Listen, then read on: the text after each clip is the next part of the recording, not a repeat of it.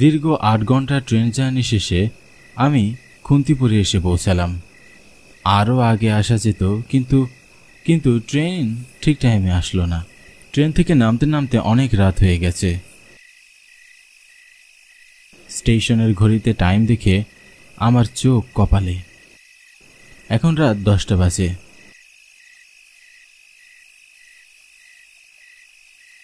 রাস্তায় কোনো গাড়িও দেখা যাচ্ছে না।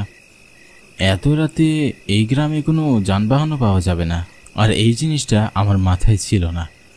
তাই পায়ে হেঁটে রওনা হলাম আমার শ্বশুর বাড়ির উদ্দেশ্যে। স্টেশন থেকে আমার শ্বশুর বাড়ির রাস্তা প্রায় 2 কিলোমিটার তো হবেই। কি আর করার, হেঁটেই যেতে হবে, এছাড়া আর কোনো উপায় নেই। হাঁটতে হাঁটতে মনে পড়ল আমি তো একটা জিনিস নিতে ভুলেই গিয়েছি। গ্রামের সব দোকানপাট তো বন্ধ, এখন মিষ্টি নেই কি করে? মিষ্টি ছাড়া নতুন জামাই শ্বশুর বাড়িতে যাওয়াটা ভালো দেখায়? কেন যে আগে মনে ছিল না। নিজের বোকামির জন্য নিজের উপরেই রাগ লাগছে।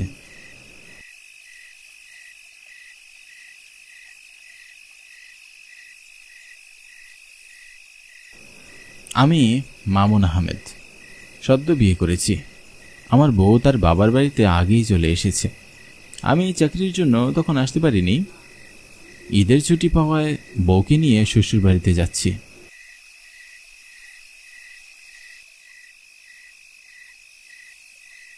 কিন্তু স্টেশন থেকে নামার পর রাস্তায় কোনো গাড়ি ঘোড়া পেলাম না।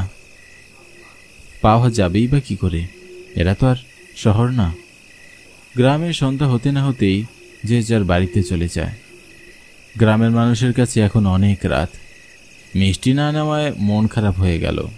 নতুন জামাই বলে কথা, ব্যাপারটা সবাই ভালোভাবে নিবে না। যাই হোক, এখন আর ওসব ভেবে লাভ নেই। এত রাতে এই গ্রামে মিষ্টির দোকান খোলা পাওয়াও সম্ভব নয়। খালি হাতেই যেতে হবে। সবাই বুঝবে এত রাতে এই গ্রামে তো কোনো দোকানপাট খোলা থাকে না। তাছাড়া আমার শ্বশুরবাড়ির লোকজন খুবই ভালো। স্তব্ধ অন্ধকার রাস্তা দিয়ে হেঁটে যাচ্ছি। ঝিঝি পোকাদের ডাক আজ খুব আগ্রহ নিয়ে শুনছি। আজ অমাবস্যার রাত। রাতের আকাশ দেখে তাই বলে মনে হচ্ছে। কালো ঘুটঘুটে অন্ধকার বিরাজ করছে চারিদিকে।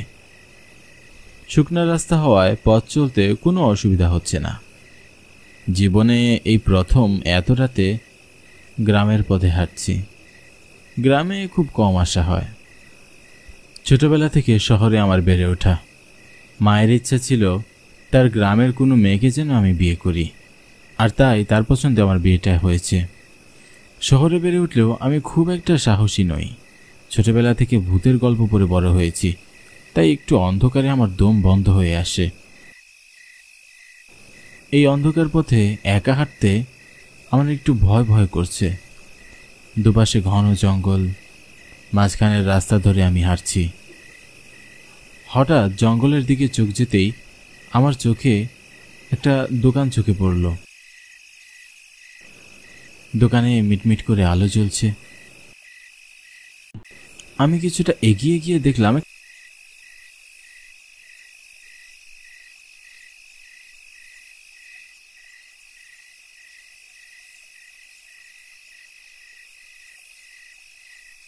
একটা মিষ্টির দোকান। এত রাতে এই জঙ্গলে মিষ্টির দোকান? অবাক লাগলো। যেখানে এত রাতে আমি কোনো গাড়ি পাইনি, কোনো দোকানপাট খোলা পাইনি, সেখানে এই নির্জন জায়গায় মিষ্টির দোকান। ব্যাপারটা আমার একদমই ভালো ঠেকছে না। দোকানের ভিতর চোখ দিতেই আমার চোখ ছানা ভরা হয়ে গেল। হরেক রকমের মিষ্টির দোকান। হরেক রকমের মিষ্টি দেখে আমার মনটা খুশি হয়ে গেল। যাক, এখন আর শ্বশুরবাড়িতে খালি হাতে যেতে হবে না। কিন্তু দোকানে তো কোনো মানুষ দেখতে পাচ্ছি না। কেউ আছেন? ভাই, মিষ্টি লাগবে ভাই আমার। আমার কথার কোনো উত্তর পেলাম না। দোকানে কেউই নেই। এত রাতে দোকান খুলে দোকানদার কোথায় গেল? বেশ কিছুটা সময় কেটে যায়। কাউকে দেখতে না পেয়ে মিষ্টি কেনার আশা আমি ছেড়ে দিয়েছি। যাওয়ার জন্য ফিরতেই দোকানের ভেতর থেকে কেউ একজন ফ্যাকাশে কণ্ঠে বলে উঠল, কি মিষ্টি নিবেন? রসগোল্লা, রাজভোগ, চমচম, সন্দেশ, কালো জাম, রসমালাই, আমার দোকানে সব পাইবেন। দোকানদারের কথায় আমি পিছনে ফিরে তাকালাম। দেখলাম দোকানের ভিতর একজন বয়স্ক লোক। লোকটার পরনে ধুতি, ফতুয়া, চুলগুলো সাদা, মুখটা ফ্যাকাশে হয়ে আছে। লোকটাকে দোকানের ভিতর দেখে আমি বেশ অবাক হলাম। প্রথমে তো দোকানের ভিতর কেউই ছিল না, তাহলে লোকটা এখন কি করে? দোকানের ভিতরে আমি কোনো গুপ্ত দরজা আছে কিনা দেখতে লাগলাম। হয়তো কাছেই লোকটার বাড়ি। সে যাই হোক, এত কিছু ভেবে আমার কাজ নেই। আমার মিষ্টি নেওয়ার দরকার, আমি মিষ্টি নিই। আমাকে 5 কেজি রসগোল্লা আর রসমালাই দিবেন, ঠিক আছে? তা দিতে পারি, তবে মিষ্টি নিয়ে আজ বাড়ি ফিরতে পারবেন? লোকটার কথায় আমি চমকে উঠলাম। লোকটা এখনই বলল বাড়ি ফেরার কথা বলছে, মিষ্টি নিয়ে বাড়ি ফিরতে পারবো না। এর মানে কি? লোকটা কেন এরকম বলছে? মাফ করবেন চাচা, আমি আপনার কথা ঠিক বুঝতে পারিনি। আমি শহর থেকে এসেছি শ্বশুর বাড়ি যাব বলে, কিন্তু রাস্তায় জ্যাম থাকায় ট্রেন খুব দেরিতে এসে নেমেছে। এত রাতে এ গ্রামে কোনো যানবাহন পাচ্ছিলাম না, এদিকে মিষ্টি নিতেও ভুলে গিয়েছিলাম। নতুন বিয়ে হয়েছে তো, খালি হাতে কিভাবে শ্বশুর বাড়ি যাই? আপনার দোকানটা খোলা থাকায় বড্ড উপকার হলো। উপকারের প্রতিদান তো তোমায় দিয়ে যেতে হবে। তা অবশ্যই দিব, যত রাখবেন তার থেকে 100 টাকা বেশি দেব। শুধু টাকা দিয়ে ঋণ শোধ করতে পারবে না? কি যে বলেন চাচা, দিন মিষ্টিগুলো মেপে দিন, এমনিতেই অনেক দেরি হয়ে গেছে। এই খুন্তিপুরের মিষ্টান্ন ভান্ডার থেকে একবার যে মিষ্টি কিনেছে তাকে অনেক চড়া দাম দিতে হয়েছে। কত দিতে হবে চাচা সেটা বলুন, যা দাম আসবে আমি দিব, এ নিয়ে আপনার কোনো চিন্তা করতে হবে না। যদি বলি মিষ্টির দামটা তো জীবন দিয়ে পরিশোধ করতে হবে। দোকানদারের কথায় আমি শিউরে উঠি। সে খিলখিলিয়ে হাসছে, তার হাসির শব্দে আমার প্রাণটা যেন বেরিয়ে যাবার উপক্রম হচ্ছে। বৃদ্ধ লোকটা আমার দিকে রক্তিম চোখে তাকিয়ে আছে। তার হাসির শব্দ আমার বুকের ভিতরে পেরেকের মতো গেঁথে গিয়েছে। দেখতে দেখতে বৃদ্ধ লোকটা একটা ভয়ঙ্কর রূপ ধারণ করলো, যা দেখে আমার হৃৎপিণ্ড লাফিয়ে উঠল নিমিষে। আমি দোকানে সাজিয়ে রাখা মিষ্টিগুলোর দিকে তাকালাম। মিষ্টিগুলো লাল তাজা রক্তে ডুবে আছে। এ কি করে সম্ভব? এর মানে আপনি কোনো মানুষ না? নিবি না মিষ্টি, নিবি না আমার দোকান থেকে? ভয়ে আমার চিন্তা শক্তি লোপ পেয়েছে। বারবার মনে হচ্ছে আজই আমার শেষ রাত। এই অশরীররা কারো উপর মায়া করে না। আমার নতুন বিয়ে হয়েছে, আমার স্ত্রী আমার জন্য অপেক্ষা করছে। কুন্তিপুরের এই মিষ্টান্ন ভান্ডারে যে একবার আয়ে সে কখনোই ফিরা যাইতে পারে না। তুইও পারবি না। আমার রক্ত লাগবো, তাজা রক্ত। অশরীরীটা ধীরে ধীরে এগিয়ে আসছে। তার মুখ থেকে হিংস্র একটা শব্দ বের হচ্ছে। এই পরিস্থিতিতে আমি কি করব বুঝে উঠতে পারছি না। মনে মনে সূরা পড়তে লাগলাম, জানি না বাড়ি ফিরতে পারবো কিনা। আমার স্ত্রী আমার পথ চেয়ে বসে আছে। কাল সকালে হয়তো আমার লাশ দেখতে পাবে ওরা। অশরীরটা আমার দিকে এগিয়ে আসছে। আমি একটা চিৎকার দিয়ে দৌড় দিলাম। আমার মনে হচ্ছে অশরীরটাও আমার পিছিয়ে পিছিয়ে আসছে। আমি সর্বশক্তি দিয়ে দৌড়াচ্ছি। কাছেই একটা মসজিদ আছে, সে মসজিদ পর্যন্ত যেতে পারবো কিনা জানি না। এই অশরীর তার ধারালো নখ দিয়ে আমার বুক চিরে হৃৎপিণ্ডগুলো খাবে।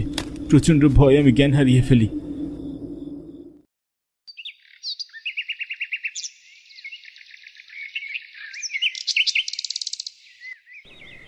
সূর্যের আলো চোখে পড়তেই আমার জ্ঞান ফিরে এলো।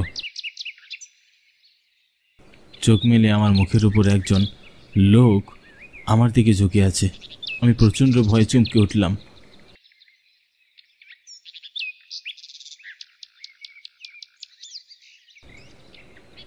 ভয় নেই, তুমি আমার কাছে একদম নিরাপদ। আমি নামাজ পড়ে যাচ্ছিলাম, তোমাকে এখানে পড়ে থাকতে দেখে ভাবলাম তোমার জ্ঞান ফেরা অবধি অপেক্ষা করি।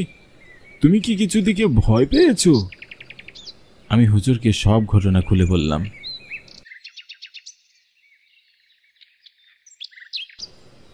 খুন্তিপুরের এই মিষ্টান্ন ভাণ্ডারে একটা সময় খুব রমরমা বেচা কিনা হতো, কারণ হরণ চাচার মিষ্টির তুলনা হয় না। শহর থেকেও মানুষ তার দোকান থেকে এসে মিষ্টি নিয়ে যায়। চারিদিকে তার মিষ্টির জয়রাগ। আর তখনই কিছু ব্যবসায়ীরা ষড়যন্ত্র করতে শুরু করে। তার দোকানে সব সময় উপচে পড়া ভিড় পড়েই থাকতো, আর অন্য দোকানিরা হরণ কাকাকে হিংসা করত। একদিন রাতের বেলা সব দোকানিরা হরণ কাকার মিষ্টান্ন ভাণ্ডারে আগুন জ্বালিয়ে দেয়। পুরে ছাই হয়ে যায় হরণ কাকার শেষ সম্বল। সকালবেলা হরণ কাকা তার পুড়ে যাওয়া দোকান দেখে খুব কেঁদেছিল। সে দিনের পর থেকে হরণ কাকাকে আর গ্রামে দেখা যায়নি। তবে লোকমুখে শুনেছি মধ্যরাতে হরণ কাকা তার মিষ্টান্ন ভাণ্ডার খুলে বসে থাকে। অনেকের ধারণা হরণ কাকা শহরে চলে গেছে, আবার অনেকের ধারণা হরণ কাকা তার মিষ্টান্ন ভাণ্ডারের শোকে আত্মহত্যা করেছে। তোমার মুখে সব শুনে তো এটাই মনে হচ্ছে হরণ কাকার বেঁচে নেই। আজও তার আত্মা সেই মিষ্টান্ন ভাণ্ডারেই আছে। তবে খুন্তিপুরে মিষ্টির দোকান খুবই কম। আগের ব্যবসায়ী সবাই রহস্যময়ভাবে আত্মহত্যা করেছে। হিংসে বড্ড খারাপ জিনিস। হিংসের বশবর্তী হয়ে মিষ্টি ব্যবসায়ীরা হরণ কাকার স্বপ্নের মিষ্টান্ন ভাণ্ডার পুড়িয়ে দেয়। হুজুরের মুখে হরণ কাকার বিভৎস ঘটনা শুনে মনটা খারাপ হয়ে গেল। লোকটা অনেক কষ্ট পেয়ে আত্মহত্যা করেছে। হুজুর আমাকে ঝেড়ে দেওয়ার পর আমি তার থেকে বিদায় নিয়ে আমার শ্বশুর বাড়ির উদ্দেশ্যে হাঁটা শুরু করি।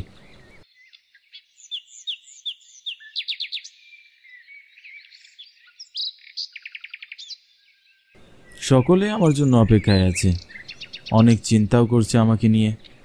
এই খুন্তিপুরে এসে এমন একটা ভৌতিক ঘটনা আমার সাথে ঘটে যাবে আমি কখনো কল্পনাও করিনি। আমার জীবনে ঘটে যাওয়া ভৌতিক এই অভিজ্ঞতা সকলকে খুলে বলবো।